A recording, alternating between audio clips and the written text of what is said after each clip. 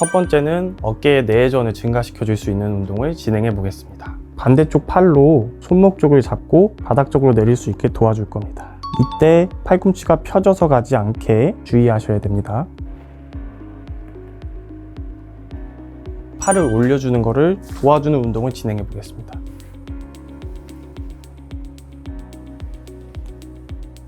허리가 너무 과도하게 젖혀지지 않게 조심하셔야 됩니다.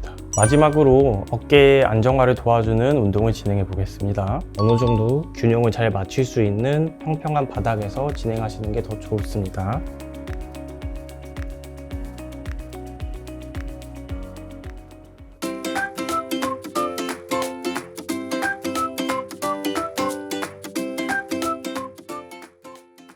안녕하세요. 광동병원 통증재활센터의 김규환 원장입니다. 오늘은 중년 환자분들이 가장 많이 여쭤보시는 어깨 질환, 오십견에 대해서 말씀드려 보도록 하겠습니다. 오십견은 모형을 보면서 설명드리겠습니다. 이게 이제 우리 어깨인데요. 쇄골, 어깨뼈, 팔뼈 이렇게 세 가지의 뼈로 구성이 되어 있고 어깨에서는 관절이 있고 인대가 있고 근육이 있을 텐데요. 오십견은 이 관절을 싸고 있는 관절당이라고 하는 주머니가 유착되고 달라붙어서 움직이지 않는 병이 오십견입니다. 어깨가 아파서 오셨을 때 가장 많은 건 근육통이겠고요. 오십견이라고 찾아오셔도 실제 오십견이 그렇게 많지는 않으십니다.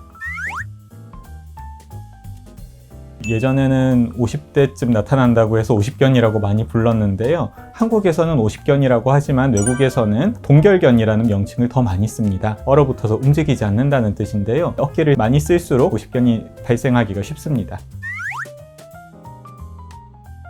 오십견은 통증과 함께 어깨가 굳어가는 시기가 있고 이것이 다시 풀리는 시기가 있습니다. 근데 환자가 불편함을 느끼고 병원을 찾아오는 시기는 주로 통증을 느끼는 시기이기 때문에 통증의 특징에 대해서 말씀드리겠습니다. 오십견 통증의 가장 중요한 특징은 밤에 아프다는 것이고요. 예를 들어서 점액낭염이라든지 회전근개의 손상이라든지 이런 경우에는 어깨를 움직일 때 다른 사람이 움직이면 그래도 움직이는데 오십견의 경우에는 내가 움직여도 올라가지 않고 다른 사람이 잡고 올려도 올라가지 않는 것이 특징입니다. 어깨가 제한되는 각도보다는 수동적인 운동이라고 하는데 다른 사람이 움직였을 때도 안 움직이느냐 이게 일단은 중요하고요. 두 번째가 회전근개 손상 같으면 특정 운동이 제한이 되는 경우가 많습니다. 다만 오십견 같은 경우에는 단단하게 굳어 있기 때문에 올라가지 않습니다. 일단 오십견 같은 경우에는 원인을 특정하기 어려운 경우가 있고요. 원인을 뚜렷하게 밝힐 수 있는 경우가 있습니다. 대부분이 원인을 특정하기 힘든 1차성 오십견이고요. 2차성 오십견의 경우는 어떤 원인 질환이 있는 경우 혹은 수술이라든지 파열이라든지 이런 것들로 염증이 생긴 경우입니다. 팔을 많이 쓰는 것하고의 연관성은 뚜렷하지 않은데요. 왜 그러냐면 파킨슨이라든지 목의 문제로 어깨 통증이 있어서 운동이 제한됐을 때 이런 경우에도 오십견이 많이 생기기 때문에 무조건 많이 쓴다고 생긴다고 할 수는 없지만 팔을 너무 많이 사용해서 힘줄에 염증이 생기거나 관절에 염증이 생기는 경우에는 오십견으로 진행될 가능성이 있다고 생각합니다.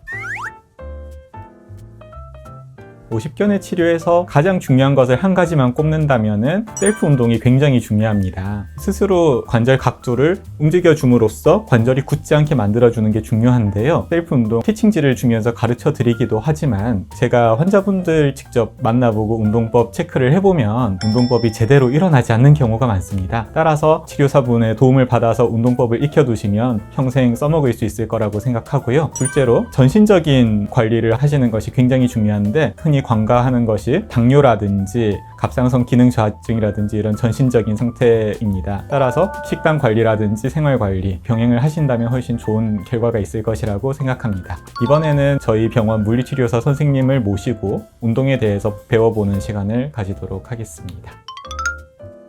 안녕하세요. 광동병원 물리치료사 최영규입니다. 오늘은 앞서 원장님께서 알려주신 오십견에 도움이 될 수 있는 운동을 진행해 보겠습니다. 보통 오십견 환자분들은 뒷짐 지시는데 많이 불편함을 느끼시는데요. 뒷짐을 지기 위해서는 어깨의 내외전이 나와줘야 합니다. 첫 번째는 어깨의 내외전을 증가시켜 줄 수 있는 운동을 진행해 보겠습니다. 하고자 하는 팔이 바닥으로 갈 수 있게 누워줍니다. 누우셨을 때 고관절과 무릎은 살짝 굽혀진 상태로 계시고요. 목은 너무 불편하지 않게 베개 높이를 맞춰줍니다. 누웠을 때 몸통이 너무 앞으로 쏠리거나 뒤쪽으로 쏠리지 않게 주의해 주시고요. 팔꿈치를 앞으로 뻗은 상태에서 바닥과 수직이 될 수 있게 90도로 굽혀줍니다. 반대쪽 팔로 손이 아닌 손목 쪽을 잡고 바닥 쪽으로 내릴 수 있게 도와줄 겁니다.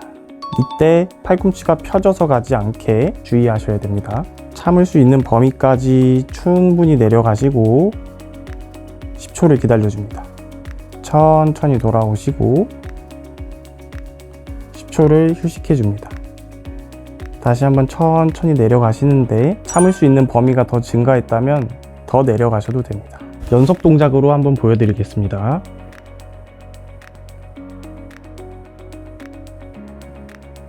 이렇게 10번씩 하루에 3세트 진행해 주시면 되겠습니다. 두 번째 운동은 50견 환자분들은 보통 팔을 올리시는 걸 좀 불편해 하시는데요. 팔을 올려주는 거를 도와주는 운동을 진행해 보겠습니다. 우산을 이용하여 진행할 거고요. 하고자 하는 팔을 우산의 위쪽에, 도와주고자 하는 팔을 우산의 아래쪽에 잡으시면 되고요. 가능하다면 최대한 팔꿈치를 펴주시는 게 좋습니다. 손바닥은 안쪽을 향하게 잡으셔야 되고요. 이 상태에서 천천히 하고자 하는 팔을 올릴 수 있는 데까지 올립니다. 이때 참을 수 있는 범위까지 진행해 주시면 되고요. 부족한 부분들을 도와주고자 하는 손으로 조금 더 밀어주시면 됩니다.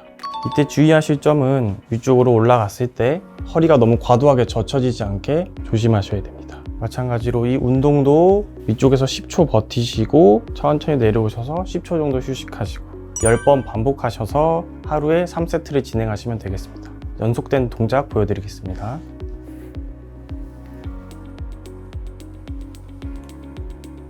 마지막으로 어깨 안정화를 도와주는 운동을 진행해 보겠습니다. 내발기기 자세에서 시작할 거고요. 너무 푹신한 침대보다는 어느 정도 균형을 잘 맞출 수 있는 평평한 바닥에서 진행하시는 게 더 좋습니다. 고관절과 무릎이 직선상에 있어야 되고 어깨와 손목도 직선상에 있어야 합니다. 무게 중심을 어깨 쪽에서 엉덩이 쪽으로 보내며 천천히 엉덩이를 뒤로 보낼 건데요.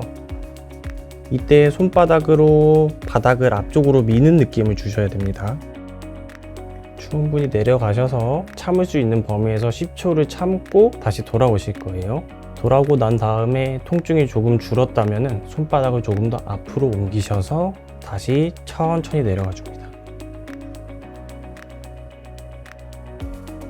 이렇게 10번씩 하루에 3세트를 진행하시면 되고요. 주의하실 점은 내려가실 때 팔꿈치가 굽혀지거나 척추가 무너지지 않게 아니면 너무 굽어지지 않게 중립 상태를 유지하면서 내려가셔야 됩니다. 연속된 동작 보여드리겠습니다.